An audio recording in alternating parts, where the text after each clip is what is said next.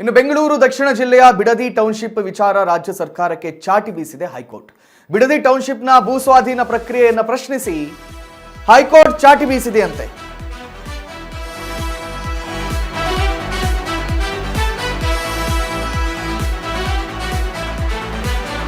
ರೈತರ ಭೂಮಿ ನಮಗೆ ಅವ್ರು ಕೊಡ್ಲೇಬೇಕು, ನಾವಲ್ಲಿ ಬೆಂಗಳೂರಿನ ಹೊಸದೊಂದು ಟೌನ್ಶಿಪ್ ಅನ್ನ ಕಟ್ತೀವಿ, ಹಂಗೆ ಹಿಂಗೆ ಅಂತಲ್ಲ ಏನ್ ಸರ್ಕಾರ ಹೊರಟಿದೆ.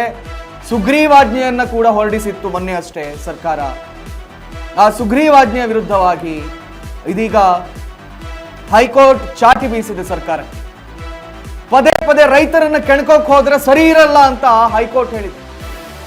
ರೈತರ ಪರ ವಕೀಲ MH ಪ್ರಕಾಶ್ ವಾದ ಮಂಡನೆಯನ್ನ ಮಾಡಿದ್ರು.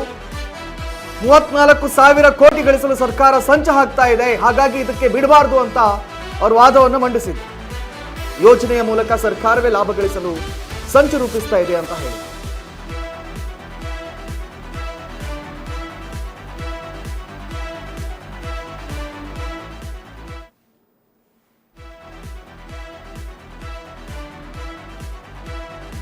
ರೈತರ ಪರ ವಕೀಲ